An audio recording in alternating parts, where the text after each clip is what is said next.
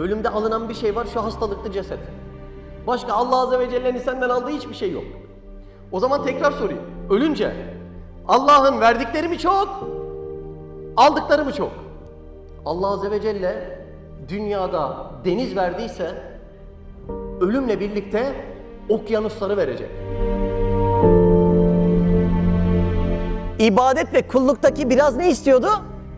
Gayret istiyordu. Şimdi orada da neyi kullanmak lazım? Bu canlı yandığımın iradesini biz nerede kullanacağız burada kullanmayacaksak?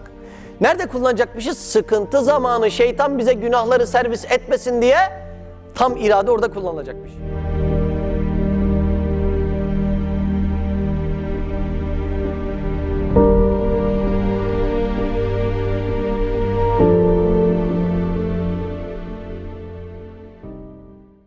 Dersi dinlediniz. Sizi en çok hangi yer etkiledi? Etkilenmeyecek dakikası olmadı. Yalnız insanlaşmış şeytanlardan bahsedince orada gerçekten bayağı bir insan ürperdi. İnsi şeytanlar beni çok etkiledi. Çevremizdekiler. Bunlara daha dikkatli olmamızı söyledi.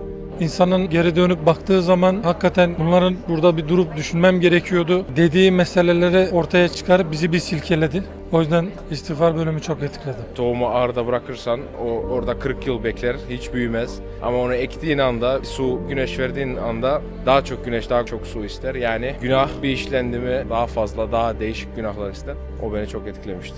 İnan ki bayağı bir duygulandım yani.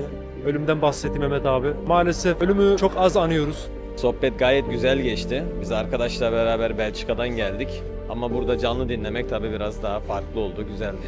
Ölümün gerçekten bir kurtuluş olduğunu ve aslında kötü bir şey olmadığını ve insanın gerçekten ait olduğu yere ulaşmasını anladık bugünkü dersten.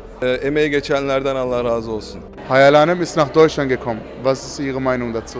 Für die Jugend von Deutschland insbesondere... Das ist ein Elektriker, der, wenn er mich sieht, dann kriegt er Gänsehaut. Ich kriege immer Gänsehaut, wenn ich sehe. Guck mal, wie der kommt. Eine Bereicherung. Dort können die Jugendlichen sich da aufhalten, Ders machen, Sohbet machen, sich gegenseitig belehren. Çok güzel bence. Gördüğümüz gibi çok da talep var.